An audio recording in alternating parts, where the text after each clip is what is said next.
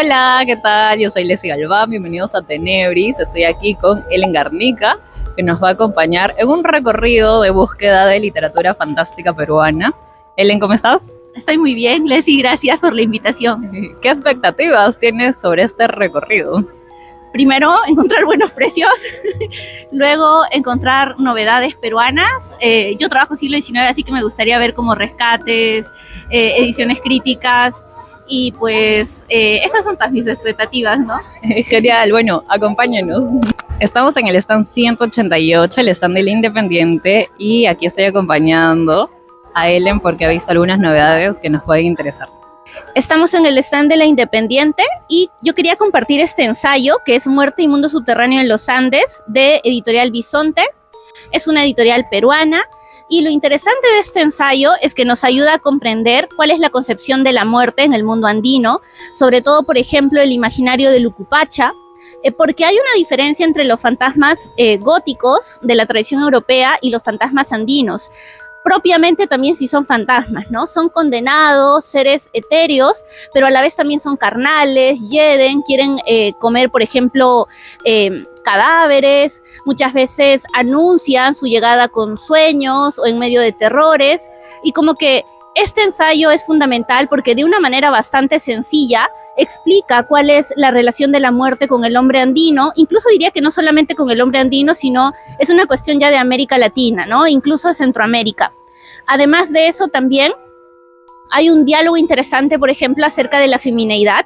Cuando habla de la Pachamama, no solamente menciona la Pachamama con la idea de fertilidad, sino lo asocia a lo húmedo, que también está asociado a la disolución del cuerpo y que puede ayudar a entender, por ejemplo, otras cuestiones que aparecen en la narración. Estoy pensando en la Mortajá de María Luisa Bombal en Chile o incluso el Oxiso de María Virginia Estensoro, ¿no? Ayuda a entender cuál es la relación entre la muerte, la humedad y la femineidad. Entonces es un ensayo fundamental. Esta es una edición de Bisonte, como les digo, es bastante nutrido y yo creo que sí sería ideal comprarlo. Y otro libro que se puede vincular al imaginario peruano fantástico o también de lo raro es este libro de cuentos, La premeditación y el azar de Pilar Dugui. Es una edición de peso pluma y este contiene dos cuentos muy interesantes: La noche de Walpurgis y Cristi nomine invocato, donde se rompe el pacto con la realidad y aparece también otra vez una feminidad activa que recuerda a las brujas. Hay un diálogo interesante, entonces creo que también sería un imprescindible. Otra edición importante es Historias, reminiscencias y cuentos, de María Negrón Ugarte, de Editorial Reino de Almagro.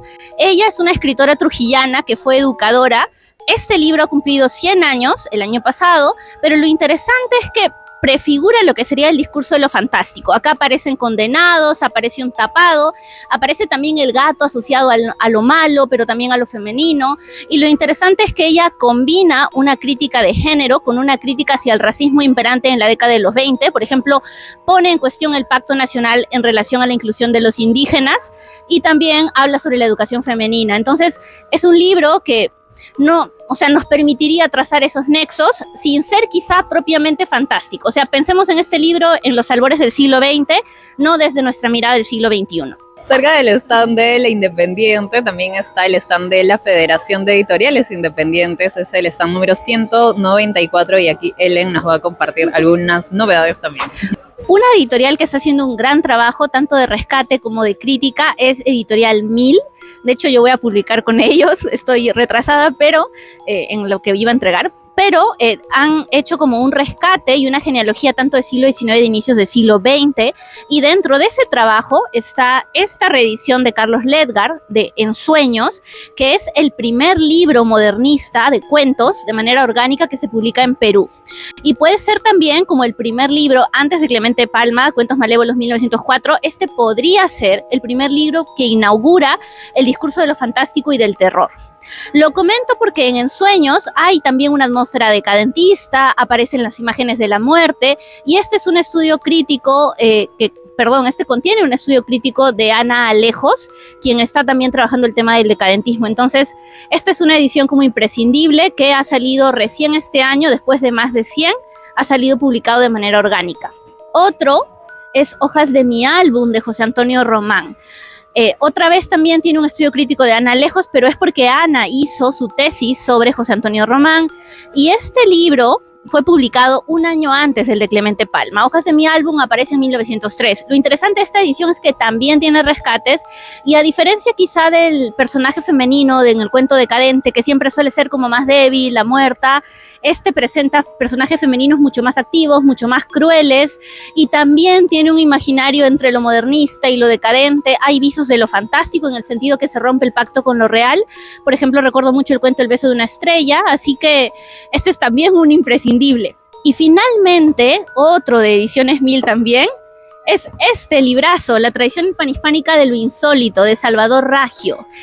Este es interesante porque básicamente lo que está haciendo es un mapeo en el discurso latinoamericano desde el año 1883 hasta 1936 sobre lo que sería lo insólito, ¿no? Que no llega a ser fantástico, pero sí es raro, rompe el discurso de lo real, nos deja con la duda de si esto está pasando o no. Acá hay una antología básicamente que recoge cuentistas como Clemente Palma o también, por ejemplo, Rubén Darío. Entonces, este también es un imprescindible. Una de las actores actuales más interesantes que hay es María Ángela Ugarelli.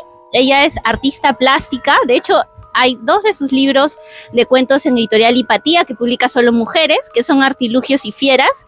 Ella ha hecho las portadas, entonces es como interesante el diálogo entre imagen y cuentos que ella plantea también. Y ambos libros rompen el esquema de lo real. Artilugios, de hecho, tiene como tintes góticos, pero también tiene tintes de Amparo Dávila. El cuento La rebelión de las cosas es uno de mis favoritos también. Leslie me dijo que a ella también le gustaba.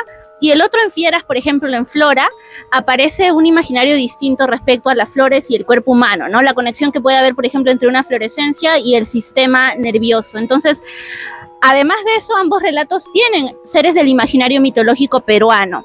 Entonces, el Chuyachaki, por ejemplo, aparece en Artilugios.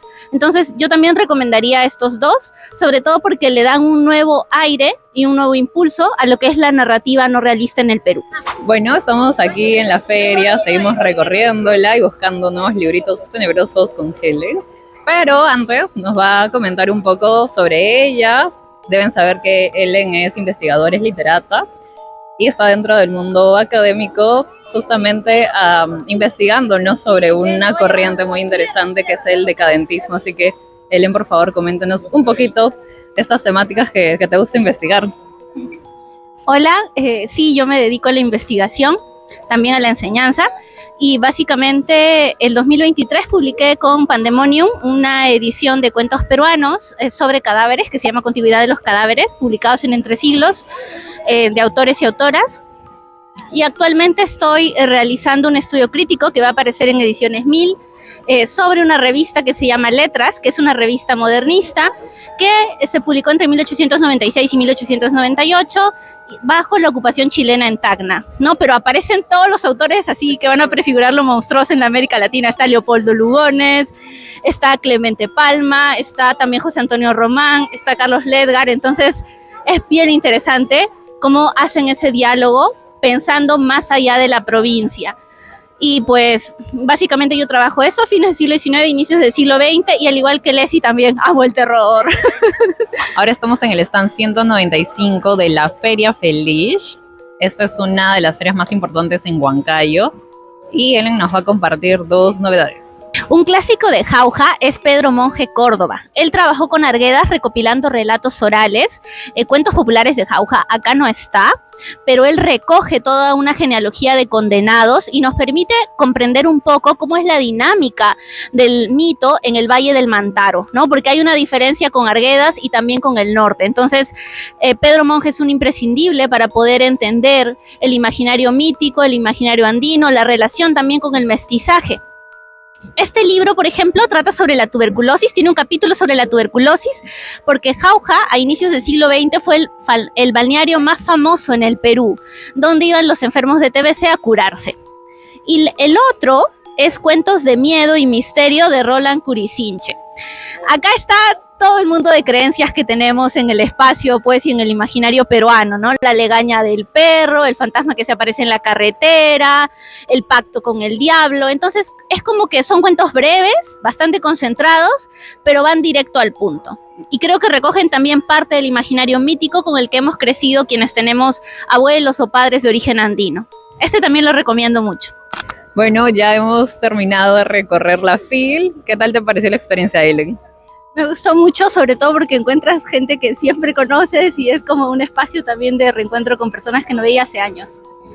Genial, bueno, aquí hay varias recomendaciones sobre literatura peruana, de hecho hay unas muy geniales. Muchísimas gracias, Helen, por acompañarnos. Y por favor, dinos cómo te podemos encontrar en redes sociales. Me pueden encontrar en Instagram como El Cajón de Medea. No estoy publicando mucho, pero a veces hay eventos interesantes. Genial, chao. Gracias, chao.